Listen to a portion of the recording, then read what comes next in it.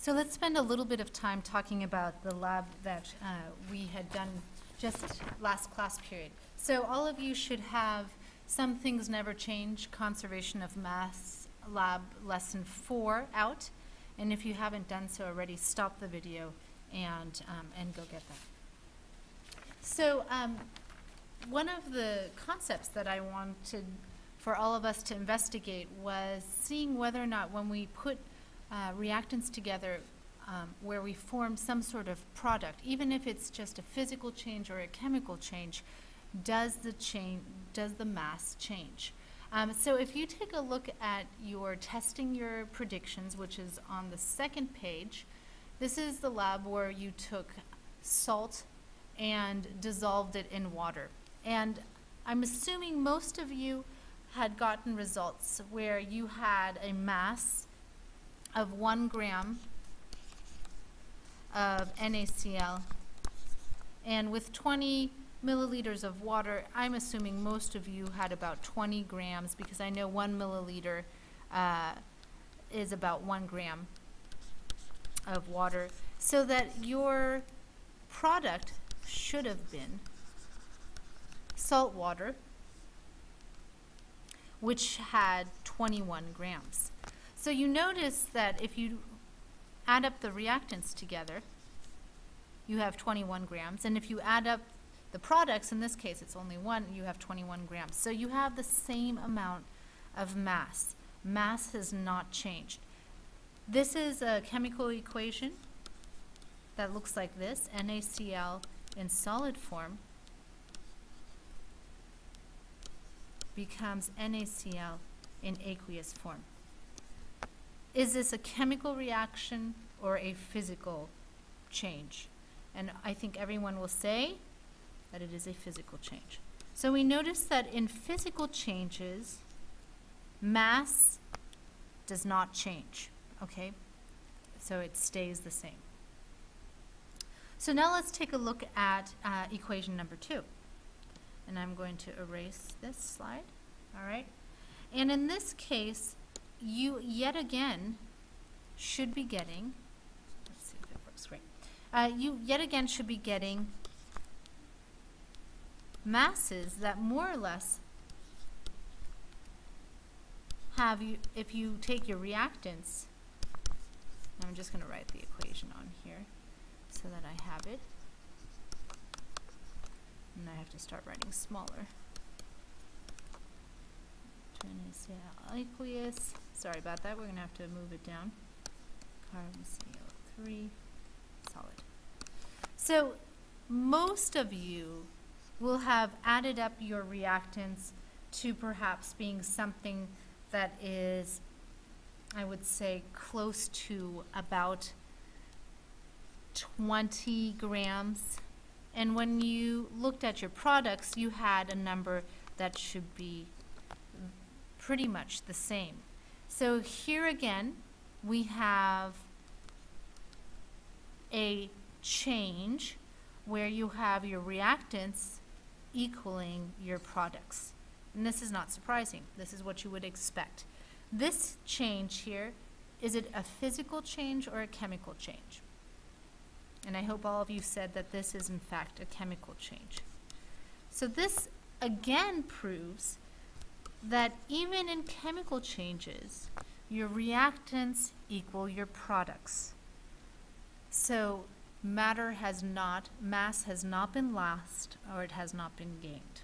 So we've discovered that in the first reaction, physical changes, you have the same mass from reactants to products, and in chemical changes you do.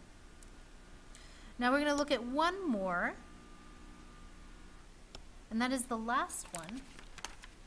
And the last one, we'll start over this way, has this chemical reaction.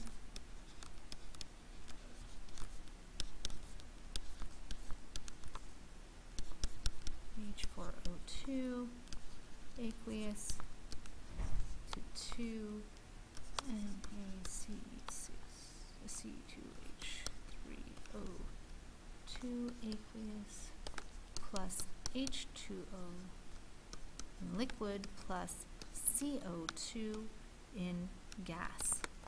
Now for this equation and this reaction, I would expect that you would have, again, something that's about 20 grams. But for your products, I would expect that you'd have a little bit less. And the reason that you would have a little bit less is because you have this gas. And this gas means that you have matter that was in your beaker. Here we have our beaker going up into the atmosphere. So we are no longer measuring that carbon dioxide, because that carbon dioxide went into gaseous form and has gotten out of the beaker. Having said that, if we put a top on this beaker so that the carbon dioxide couldn't leave, we'd still have exactly the same mass.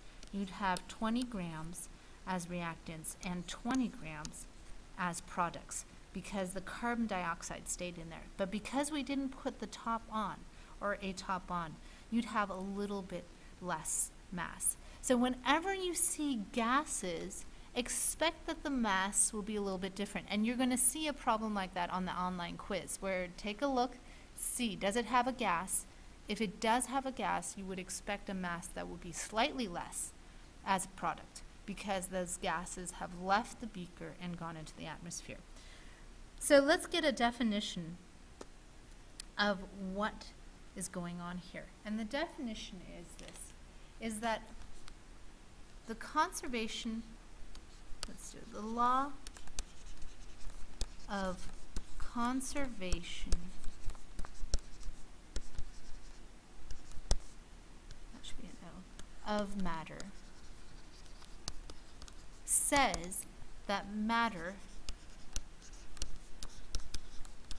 cannot be created or destroyed. In any situation, it will always, matter exists, and you cannot break it apart, and you cannot create it. Having said that, because matter has mass, that means that we can also say the law of conservation of mass, which means if matter can't be destroyed, cannot be created or destroyed, that means mass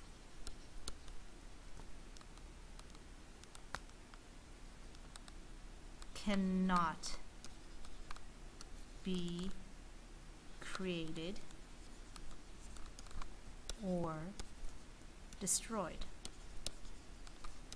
That all chemical changes and physical changes will always have the same amount of mass before their change to after their change. It will never change. And that sums up what the law of conservation of matter is, which is the first one, and the law of conservation of mass. And expect to be able to explain one of those in your own words. Again, matter cannot be created or destroyed, and because matter has mass, that tells us that mass cannot be created or destroyed.